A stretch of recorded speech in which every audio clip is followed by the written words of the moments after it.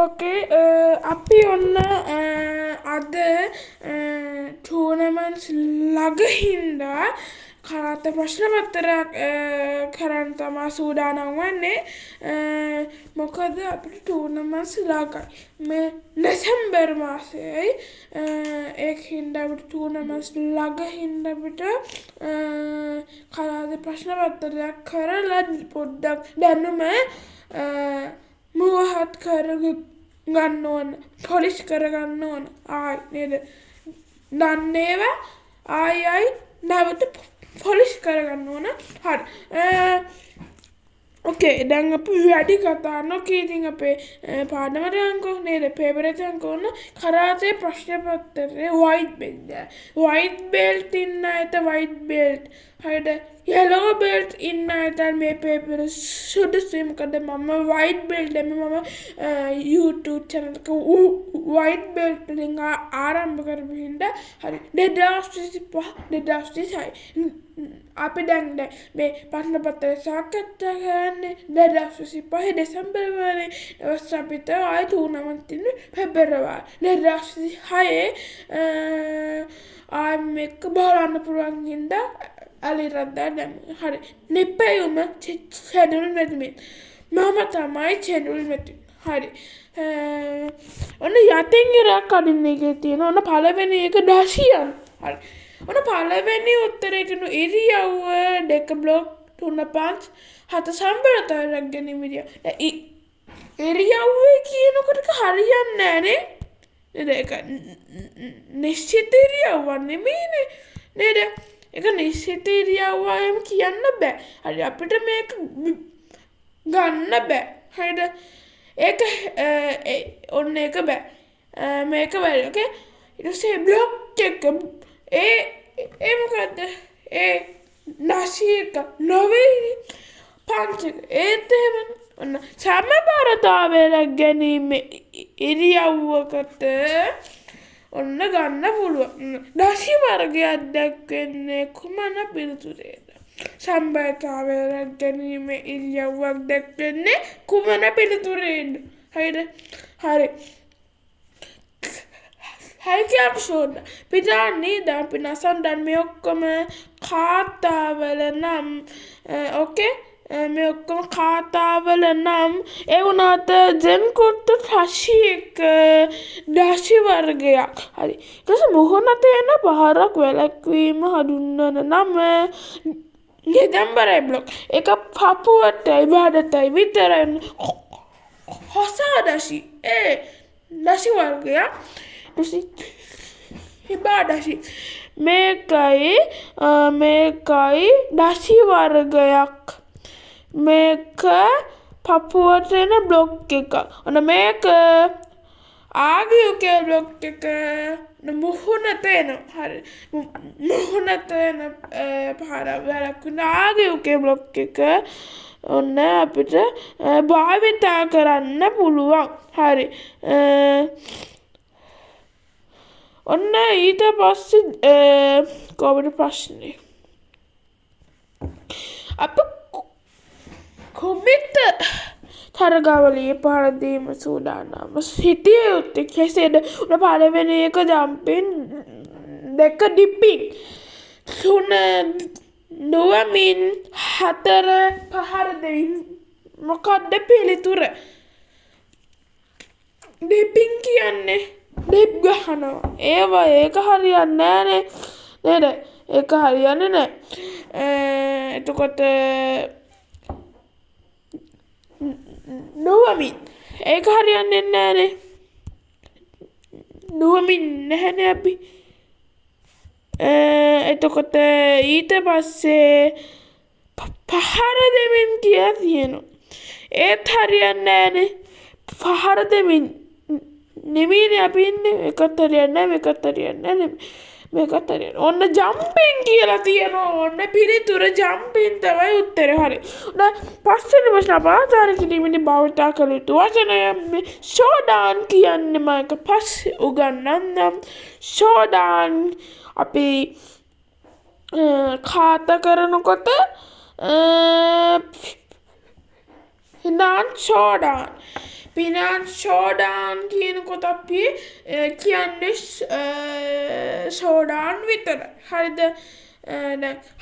අපි මේ ගමු. අපේ දැන් වයිට් බෙඩ් එකට තියෙන කයිකයක් ෂෝඩාන්. කයිකයක් ෂෝඩාන් එක කයිකයක් කියන වචනේ අපි කියන්නේ නැතුව ෂෝඩාන් කියන වචනේ හයියෙන් කියනවා.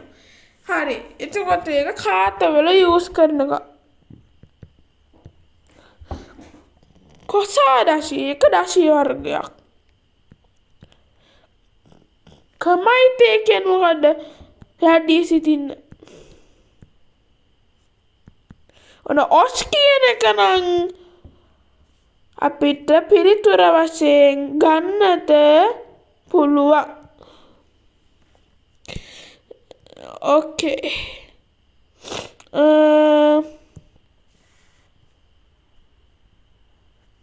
ඔන්න ඊට පස්සේ අපි අහනවා ආචාර කිරීම අපි සිටිය යුතු එරිය පහර දීමේදී නෙවෙයි. හරි. ආචාර කිරීමේදී ඔබ දන්නවා මොකක්ද ආචාර කිරීමේදී සිටිය යුතු එරියව්ව?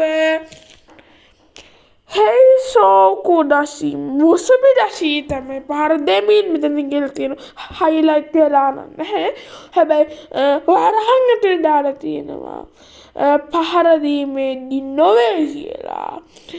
ඔන්න පහර දීමේදී නොවේ නම් හේ කොටස්. හරි. ඊට පස්සේ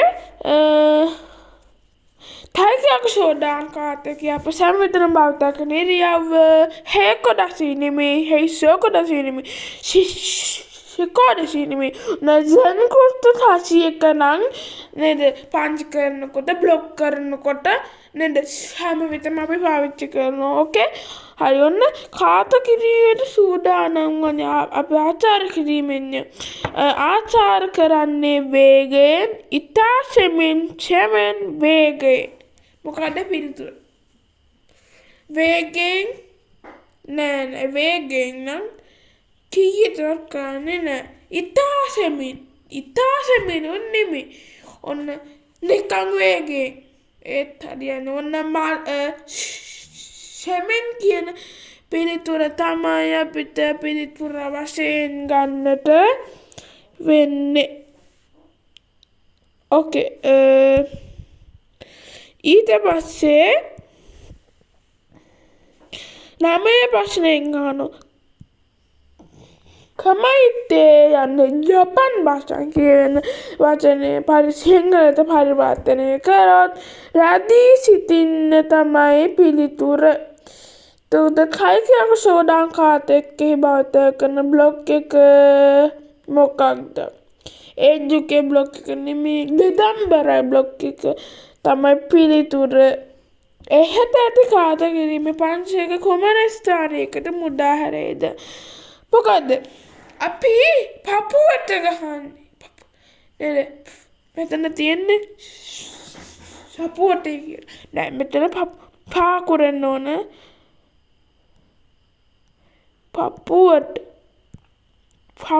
තමයි මේක මේව කරන්නේ. හරි. ඊට පස්සේ නශි වර්ගයක් නොවන්නේ කියලා අහනවා. මොකද්ද? නශි වර්ගයක් නොවන්නේ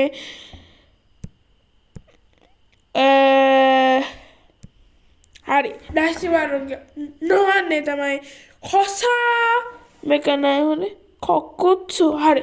මේ දෙක ලං වෙන්න ඕන. හකුත්සු දශි ඒක දශි වර්ගයක්. නයි අට්ටිටි දශි. හරිද? ඊට පස්සේ නකෝ අට්ටි දශි ගෙදම්බරයි බ්ලොක් එක තමයි අපිට පිළිතුර වශයෙන් ගන්නට වෙන්නේ. හරි. පිළිතුර වශයෙන් ගන්නට වෙන්නේ ගෙදම්බර බ්ලොක්. හරි. ඔන්න අදට එක කොටස ඔන්න අපි සාර්ථකව අවසන් කරා. හරි. අපිට දෙක කොටසක් තියෙනවා. හරි.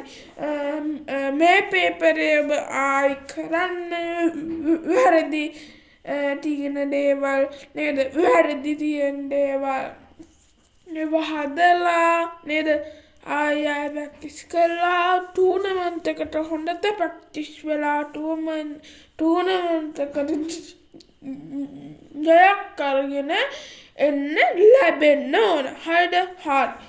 එහෙනම් ඔබ සැමට සුබ දවසක්. හොඳින් ප්‍රැක්ටිස් කරන්න. හරි. එහෙනම් ඔබ සැමට සුබ දවසක්. ඔන්න 2 කොටසක් තියෙනවා. හොඳ 2 කොටස අපි ඊළඟ වීඩියෝ එක සාකච්ඡා කරන්නේ. ඒකත් බලන්න. බලන්න කලින් ඉස්සෙල්ලා ලියන්න ඕන පේපරේ. ඊට පස්සේ චෙක් කරන්න. ඊට පස්සේ වැරදෙනකොට ඒ පේපරේ උත්තර වහගෙන ලියලා ඔන්න ඔක්කොම හරියන්න ඕන. හරියනම් අදට සුබ දවසක්. අදට නෙවෙයි ඔබ සැමට සුබ දවසක්.